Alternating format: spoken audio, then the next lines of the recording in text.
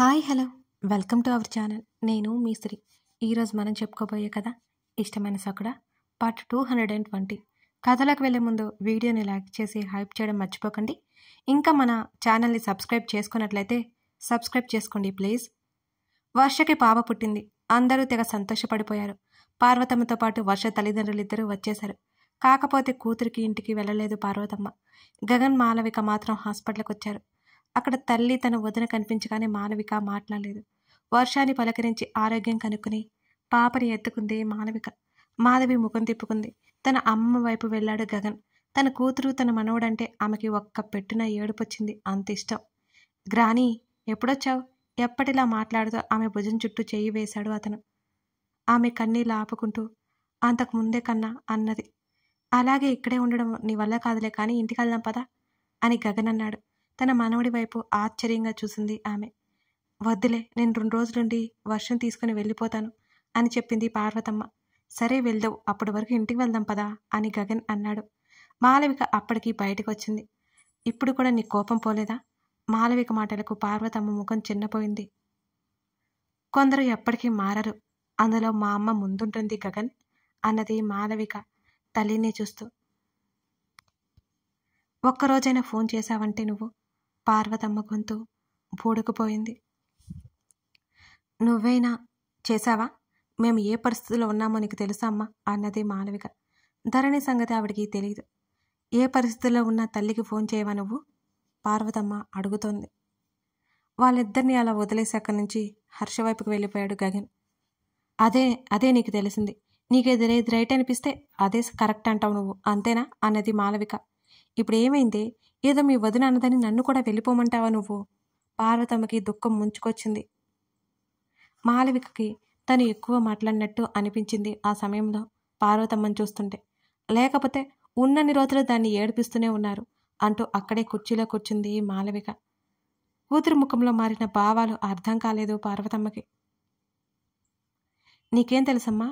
అసలు ఏం జరిగిందో నీకేం తెలుసు అని అంటూ ధరణి పడిపోవడం దగ్గర నుంచి మొత్తం చెప్పుకొచ్చింది మాలవిక. అదంతా విన్న పార్వతమ్మ నిరత్తురాలైంది. ఏంటి నువ్వనేది? ఆ పిల్ల సూసైడ్ చేసుకుందా? ఆమెకి గొంతు తడారిపోయినట్టు అనిపించింది. మా ఆయన వాళ్ళ అన్నయ్య భార్య ఉంది కదా రజని, ఆమె దీనికి అంతటికీ కారణం అంటూ మాలవిక ఒక్కొక్క నిజం చెప్తుంటే పార్వతమ్మకి మతి భ్రమించినట్టే అయిపోయింది. ఏంటి మాల నువ్వనేది? చంపడానికి చూసిందా అన్నది పార్వతమ్మ గుండెల మీద చెయ్యేసుకుంటూ. అవునమ్మా, అసలు నా మనవడు అంటావు, కానీ నీ మనవడు ఎంత కష్టపడ్డాడో, ఎంత బాధపడ్డాడో నువ్వు చూసావా? మాలవిక గొంతు చీరపోయింది. అంటే ఇప్పుడు చూపులేదు ఆ పిల్లకి? పార్వతమ్మ గుండె దడదడమంటోంది మాలవిక మాటలు వింటూ ఉంటే. లేదు, చాలా కష్టపడుతోంది మా కోసం. అంతకంటే ముందు నీ మనవడి కోసమే మామూలుగా ఉంటుంది, నటిస్తోంది. గగన్ కూడా అంతే. అయినా అది అలా ఉంటేనే కదా నీకు సంతోషం అన్నది మాలవిక. ఏంటి ఆ మాటలు? పార్వతమ్మ ఒక్కసారిగా కన్నీళ్లు కార్చింది. లేకపోతే నీ వల్ల అది ఎంత బాధపడిందో మీకు తెలియదా ఏంటి? ప్రమాణం పూర్తిగా చెబుతున్నాను నేను. మొదట వర్షనే కాదని ఆ పిల్లని పెళ్లి చేసుకున్నందుకు నాకు కోపంగానే ఉంది. ఆ పిల్ల వల్ల మన బాబుకి ప్రాణహాని అని నేను భయపడ్డాను. అంతేకాని ఆ పిల్ల మీద నాకే పగలేదబ్బా. వర్ష ఎప్పుడైతే ఒకరిని చూసుకుందో ఆ గొడవలో ఉన్న నేను ఆ పిల్లతో సరిగ్గా మాట్లాడిందే లేదు. నిజంగా చెబుతున్నాను, ఆ పిల్లని నేనేం అనలేదే అని పార్వతమ్మ కళ్ళు తుడుచుకుంటూ అంటుంటే, నువ్వు అనకపోయినా నీ కోడలుంది కదా అనడానికి అన్నది మాలవిక చాలా కఠినంగా. దాని నోటి సంగతి నీకు తెలిసిందే కదా, వర్ష గురించి దాని బాధ అంతా. అయితే కూతురైతే ఏదో చేసింది, నా కోడలంటే నేను ఊరుకుంటానా? మాలవిక కోపంగా అన్నది. ఊరుకోవద్దులేవే, ఆ పిల్ల ఎలా ఉందో చూడాలి, వెళ్దాం పదండి తొందరగా హడావుడి చేసింది పార్వతమ్మ కూతుర్నే. తన వదిన వల్లే తల్లి ఆ మధ్యకాలంలో అలా మారిపోయిందని మాలవికకి స్పష్టంగా అర్థమవుతుంది. ఇప్పుడిప్పుడే తన తల్లిని వెళ్ళిపోమన్నందుకు ఆమెకు కూడా బాధగానే ఉంది. కానీ తను కఠినంగా ఉండకపోతే మళ్ళీ తన తల్లి మొదలుకొస్తుందని ఆమె భయం ఆమెది. గగన్తో పాటు ఇద్దరు ఇంటికి బయలుదేరారు. వీళ్ళు వెళ్ళేసరికి హాల్లో ప్రకాష్తో కూర్చుని ధరణి మాట్లాడిపోతుంది. తిరిగి వచ్చేసరికి ధరణి పక్కనే ఉండమని మరీ చెప్పింది మాలవిక ప్రకాష్ని. ఏమన్నా తింటావా ధరణి? వచ్చి రాగానే కోడల్ని అడిగింది మాలవిక. ఏం వద్దత్తా, ముందుది చెప్పు. వర్ష ఎలా ఉంది? పాప బాగుందా? ధరణి హుషారుగా అడిగింది. ఆ, ఇద్దరు బాగానే ఉన్నారే. నాకు కూడా పాపను ఎత్తుకోవాలంది, మీరేమో తీసుకెళ్ళలేదు అని ధరణి ముఖాన్ని దిగులుగా పెట్టుకుంది. నీకు ఆ హాస్పిటల్ వాతావరణం పడదలేవే అంటూ తల్లి వైపు చూసింది మాలవిక. గగన్ బయట ఏదో ఫోన్ కాల్ వస్తే మాట్లాడుతున్నట్టు అతను ఇంకా లోపలికి రానేలేదు. తల కిందకి దించుకుని చూస్తూ మాలవికతో మాట్లాడుతున్న ధరణిని చూస్తుంటే పార్వతమ్మ కన్నులు పెద్దవైనాయి. ముద్దుగా ముద్దబంతిలా ఉండే ఆమె సగం అయిపోవడం, పూర్తిగా అవతారమే మారిపోవడం, అదంతా చూస్తుంటే ఎంత దెబ్బతిన్నదో అర్థమవుతోంది పార్వతమ్మకి. ఎలా ఉన్నారు అత్తయ్య అని ప్రకాష్ పలకరించాడు ఆవిడ్ని. బాగున్నట్టు పార్వతమ్మ తల ఊపి ధరణినే చూస్తోంది చూపు తిప్పకుండా. అత్త అత్త ఎవరు అత్త? ధరణికి అర్థం కాలేదు. ప్రకాష్ పనుందనిక వెళ్ళిపోయాడు. ఏమే పిల్ల, ఒంట్లో ఎలా ఉందే? జాలిగా చూస్తూ ధరణి పక్కన కూర్చుంది పార్వతమ్మ. ఆమె మాటలను బట్టి వచ్చింది ఎవరో ధరణికి ఈ విషయం అర్థమైంది. బాగుంది నానమ్మ అని అంటూ ఆమెతో ఎక్కువ సంభాషణను పొడిగించకుండా, అత్త ఎక్కువసేపు కూర్చోలేకపోతున్నాను, నేను రూమ్లోకి వెళ్ళిపోతున్నాను, బావ ఎక్కడా అని అడిగింది ధరణి. ఏదో ఫోన్ కాల్ వస్తే మాట్లాడుతున్నాడు, పద నీ రూమ్ వరకు వస్తాను అన్నది మాలవిక. నేను వెళ్తానులే, బావని రమ్మని చెప్పు అంటూ ధరణి మెల్లిగా అడుగులో అడుగు వేసుకుంటూ మెట్ల వైపుకి నడిచింది. ఆమె నిదానంగా మెట్ల పైకి వెళ్ళిపోవడం చూస్తూనే ఉంది పార్వతమ్మ. ఆమెకు చెప్పలేనంత ఆశ్చర్యంగా ఉంది. ధరణి గురించి దిగులుగా కూడా అనిపించింది. ఎంత పెద్ద దెబ్బతిన్నది ఈ పిల్ల, అసలు ధరణి అయినా అనిపిస్తుంది అని పార్వతమ్మ మాట్లాడుతుంటే, ఏం చేస్తాం, తెలియకుండానే జరిగిపోయింది. పాతికేళ్ళు కాకుండానే అది చాలా బాధను అనుభవించింది. మాలవిక కళ్ళల్లో తడిజేరింది. పార్వతమ్మ ధరణి గురించి అలా ఆలోచిస్తూ కూర్చుంది. అంతకుముందు ధరణి, ఇప్పుడు ధరణి పోల్చుకుంటూ ఉంటే ఆమెకు చెప్పలేనంత ఆశ్చర్యం కలుగుతోంది. ఈ విషయం తనకీ తెలియదే. తన మనవడు, తన కూతురు ఎలా ఉన్నారో ఆ సమయంలో. మరి రేవతి అని అడిగింది పార్వతమ్మ. రేవతి మొన్నటి వరకు ఇక్కడే ఉంది. రేవతి బాధ అయితే చెప్పలేను, పిచ్చిదైపోయిందనుకో. గగన్ రావడంతో ఆ మాటలు అక్కడే ఆపేసింది మాలవిక. జరిగిపోయిన వాటి గురించి తలుచుకుని బాధపడ్డం అతనికి నచ్చదు. ధరణి ఎక్కడా? అతను లోపలికి వస్తూనే తల్లిని అడిగాడు. ఇప్పుడే వెళ్ళింది, కూర్చొని నడువు నొప్పి ఉందట అని చెప్పింది మాలవిక. గగన్ జ్యూస్ని తీసుకెళ్ళు అని చెప్పి ఆమె కిచెన్లోకి వెళ్ళి తెచ్చి అతని చేతికిచ్చింది. గగన్ వెళ్ళిపోయాడు. పార్వతమ్మ మనవడిని గురించి మరింత దిగులుగా చూస్తూ కూర్చుంది. మనవడి రూపురేఖలు కూడా మారిపోయినట్టున్నాయి. అతని మీద అతనికి ధ్యాస లేనట్టే ఉంది. అలాగే ఉన్నాడు ఇప్పుడు. అతను వెళ్ళేసరికి ధరణి దిండి మీద చంపానించుకొని పడుకొని ఉంది. ఆమె కళ్ళు తెరిచే ఉంది. ఏదో ఆలోచిస్తున్నట్టు ఆమె కనురెప్పలు కొట్టుకోవట్లేదు. ఆమె చేతి వెళ్ళి దిండి మీద ఏదో రాస్తున్నట్టున్నాయి. అతని చేతిలో ఉన్న జ్యూస్ గ్లాస్ పక్కన పెట్టేసి ముందుకు వంగి ఆమె చెంప మీద ముద్దు పెట్టుకున్నాడు. ఆమె పెదవులు విచ్చుకున్నాయి. ఏంటి తెగ చించుతున్నావు? గగన్ అడుగుతుంటే అంటూ వెల్లెలికలా తిరిగింది. ఈ జ్యూస్ తాగు, డ్రెస్ చేంజ్ చేసుకుని వస్తాను అంటూ ఆమె చేతిలో పెట్టి వెళ్ళాడు. అతను ముఖం తుడుచుకుంటూ బయటకు వచ్చేసరికి తాగలేక తాగుతూ కూర్చుంది. సగం తాగి పక్కన పెట్టేసింది.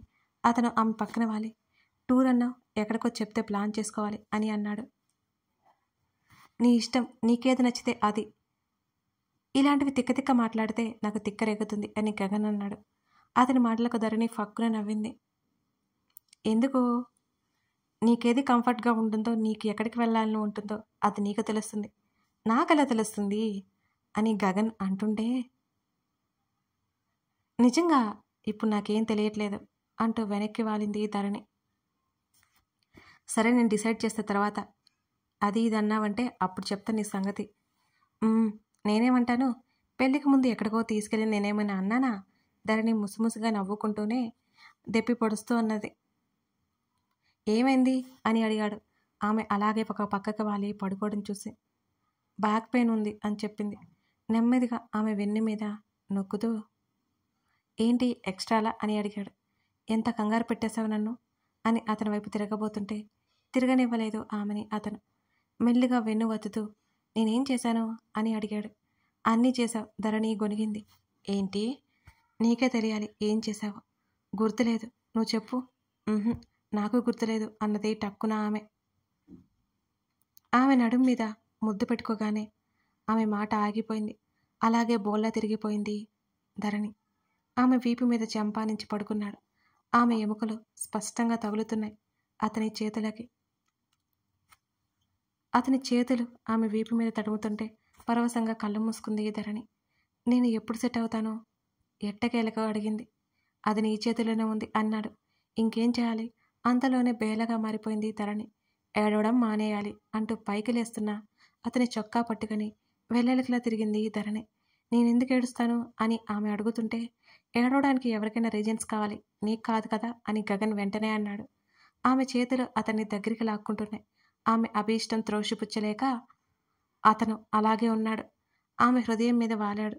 నేను మారిపోయాను అలకగా అన్నది. యా, నమ్మేస్తున్నాను నేను. వెటకారం అంటూ ఆమె ముఖం ఎర్రగా చేసుకుంది. ఆమె చెంపలు పట్టుకుని అటు ఇటు ముఖాన్ని కదిపేశాడు అతను. పెదవులు ముందుకు పెట్టి మరింత అలిగినట్టుగా ముఖం పెట్టుకుంది ధరణి. నిన్నో మొన్నో ఈ మధ్య ఎప్పుడో చెప్పావు కదా అలగను అని అతను సన్నగా నవ్వుతూ అడిగాడు. టక్కున గుర్తుకొచ్చేసి నేనా, అసలు లేదే అన్నది. గుడ్ అని లేవబోతున్న అతని లేవనివ్వకుండా మెడ చుట్టూ చేతులు వేసింది ఆమె. ఏమైంది మళ్ళీ? హక్ చేసుకున్నాను. ఆ మాటలు చెప్తుంటే ఆమె చెంపలు ఎర్రబడ్డాయి. గాఢంగా కౌగిలించుకుని ఆమె బుగ్గలు వత్తిపట్టి ఆమె పెదవుల మీద ముద్దు పెట్టుకున్నాడు. పర్లేదు, ఇప్పుడిప్పుడే కొంచెం ఎదుగుతున్నా. ఆ మాటకి మూతి తిప్పింది ఆమె. ఆమె జుత్తు సర్దుతూ ఉంటే వర్ష గురించి అడిగింది. అతను మాట్లాడుతున్నాడు. నీకు కిడ్స్ అంటే ఇష్టమా కాదా అని ధరణి అడుగుతుంటే ఏమో అన్నాడు. ఏమో ఏంటి, నాకు తెలీదు, ఇంతవరకు నేను ఎవరిని దగ్గరికి తీసుకోలేదు అని గగన్ అన్నాడు. మనకు పుడితే? ఆమె కళ్ళు మెరుస్తున్నాయి. అప్పుడు చెప్తాను ఆమెని చూస్తూ అన్నాడు అతను.